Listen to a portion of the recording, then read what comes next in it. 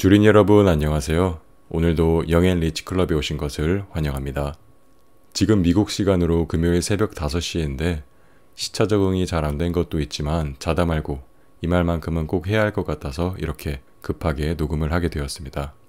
네, 제가 지난 영상에서 이번에 1%의 금리 인상을 했어야 했고 이제 와서 75 베이시스 포인트 금리 인상한 것도 늦은 감이 있다고 말씀을 드렸고 지금 하락장은 아무리 늦어도 2024년에는 반등이 나온다고 말씀드렸는데 이걸 나쁘게 말하면 최악의 경우 앞으로 1년 반이나 하락장이 더 지속될 수도 있다는 말도 되겠죠.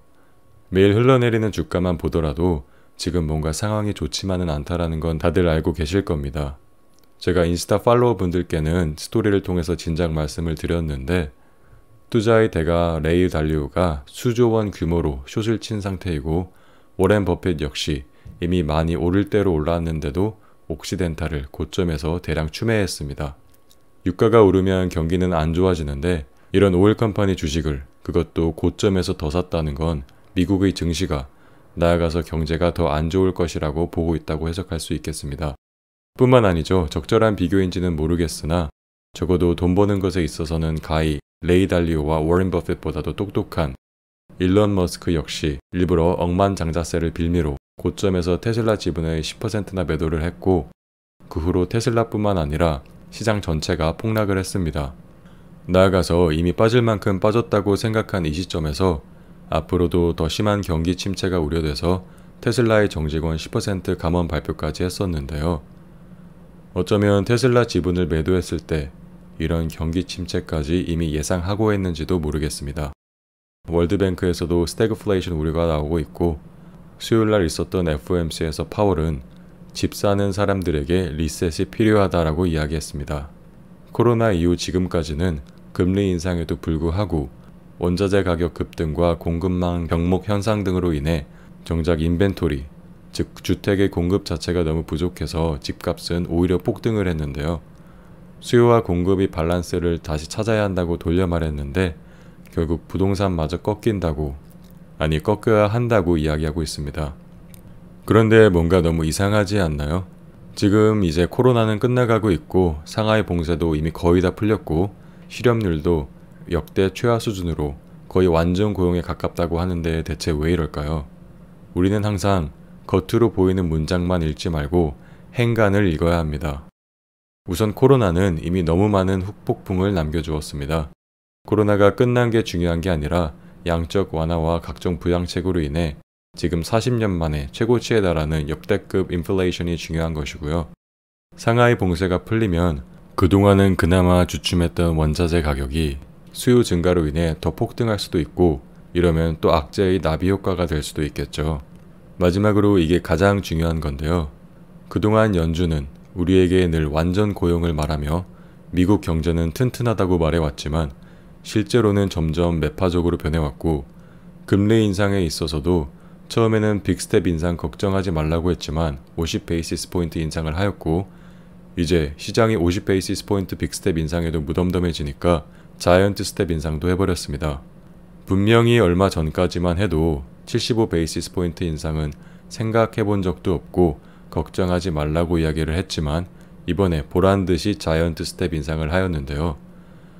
매번 낮은 실업률을 이야기하며 고용시장이 튼튼해서 침체는 오지 않는다고 했는데 여기에는 함정이 있습니다.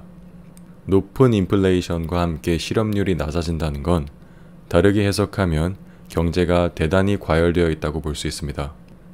역사적으로도 인플레이션이 높아질 때마다 항상 경기 침체가 왔었고요. 또 실업률이 4%보다 낮아지게 되면 높은 확률로 경기 침체가 왔었는데요. 실업률이 낮다는 건 추가로 고용 가능한 인력이 부족하다는 것이고 여기서 중요한 건 인력 고용이 어려우면 그만큼 돈을 더 주고 사람을 뽑을 수밖에 없고 연봉을 많이 주면 줄수록 사람들은 돈이 많아져서 제품과 서비스를 더 많이 사용할 것이고 그러면 기업은 공급을 더하기 위해 추가 고용을 더 많이 해야 하는데요.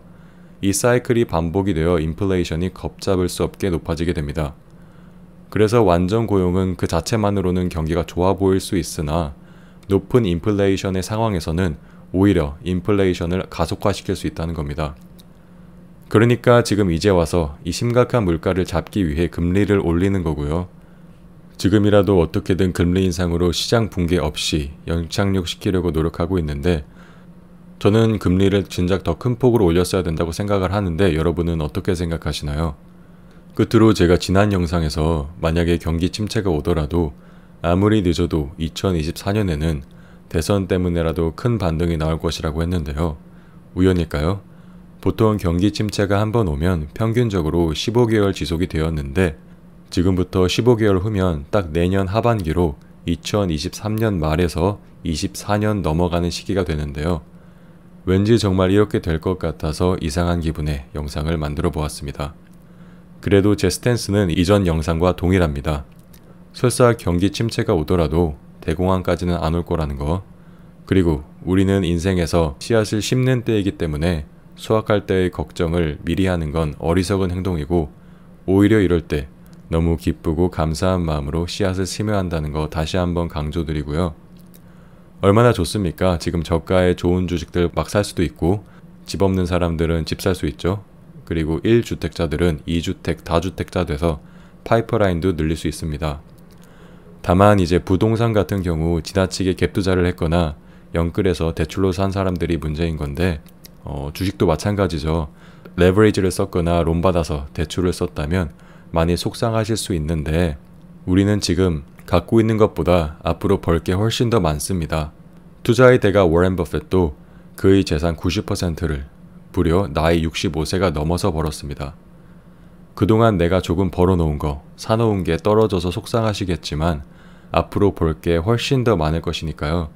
지금부터 저가의 물량 매집 잘 하셨으면 좋겠습니다.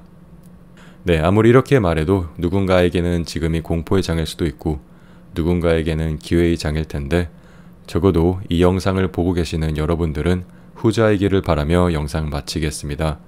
감사합니다.